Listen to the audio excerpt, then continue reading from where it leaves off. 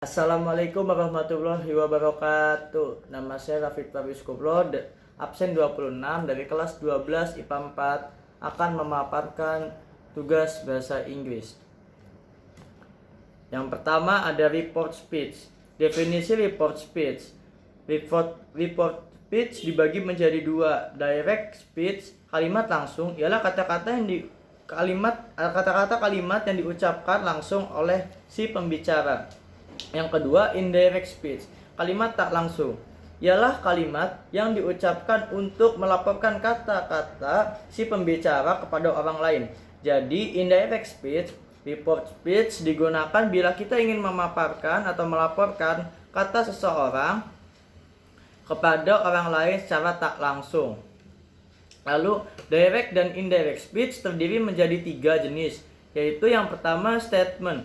Dalam indirect statement, kita menggunakan kata that, bahwa, sebagai penghubung antara kalimat pengantar introduce phrase dan kata-kata yang dilaporkan report words. Kalimat-kalimat pengantar dalam indirect statement ialah he said to me that, report plus report words, terus he told me. Example, Mary told her friends, I have been to Bali twice. Mary told her friends that she had been to Bali twice. Apabila kalimat pengantarnya dalam bentuk simple present tense, maka kalimat yang dilaporkan tidak mengalami perubahan. Example, John says, I will go to Bandung tomorrow. John says that he will go to Bandung tomorrow. Lalu yang kedua ada comment. Komen dibagi menjadi dua bagian, yaitu komen positif dan komen negatif. Komen positif, dalam perintah positif kita tambahkan to di depan kalimat perintahnya sebagai penghubung antara kalimat pengantar dan perintah yang dilaporkan kalimat. Kalimat pengantar dalam jenis ini ialah to plus infinitive, he asked her, he told her. Example, he asked me open your book, he asked me to open my book. Negatif comment. Dalam perintah negatif kita tambahkan not to di depan perintah yang dilaporkan. Example, Mary told John, don't wait for me. Mary told John not to wait for her.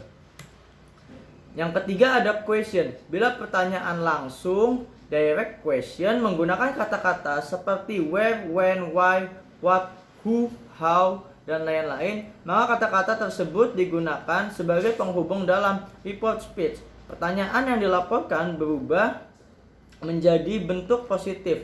Kalimat pengantarnya ialah positive form, he asked me where, when, etc. Example, the man asked me where do you live.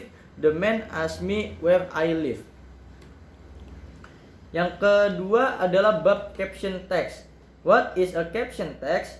Caption text is a brief description, heading or title that identifier or introduce a document, graphic, photograph, or table. Generic structure of caption: the title, the lead, and section heading.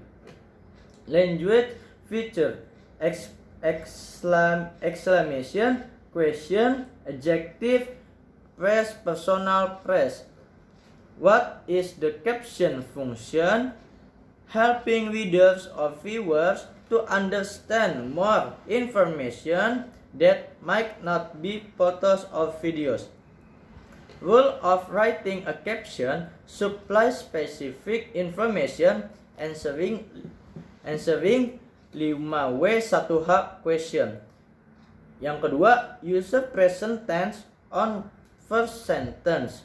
Yang ketiga, caption are written in a complete sentence. Yang keempat, clearly identify the people and location in the photo. Identify the person from left to right.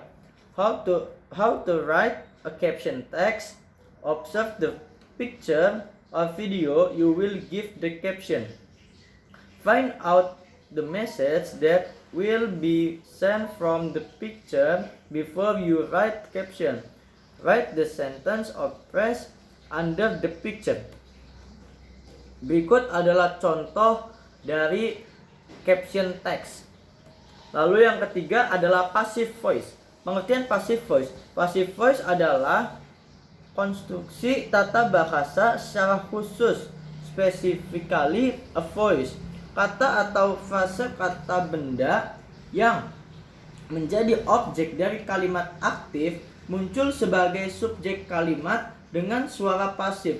Dalam bahasa Indonesia, kalimat pasif biasanya diikuti berupa di atau ter. Contohnya, kalau kalimat aktif yang menginjak, maka kalimat pasifnya menjadi dipukul atau terpukul. Aktif, my parent plant some flower. Pelaku aktif. Pasifnya some flower plant by my parents. Penerima aksi.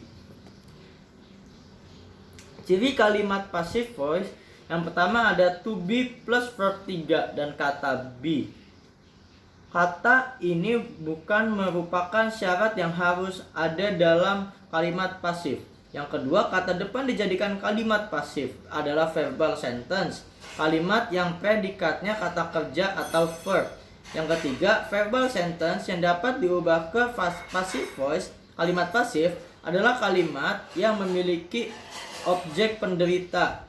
Yang keempat, perubahan aktif ke pasif atau sebaliknya tidak merubah makna kalimat. Perubahan itu terjadi hanya pada struktur kalimatnya saja. Rumus passive voice yang pertama, C plus B plus past participle plus by again.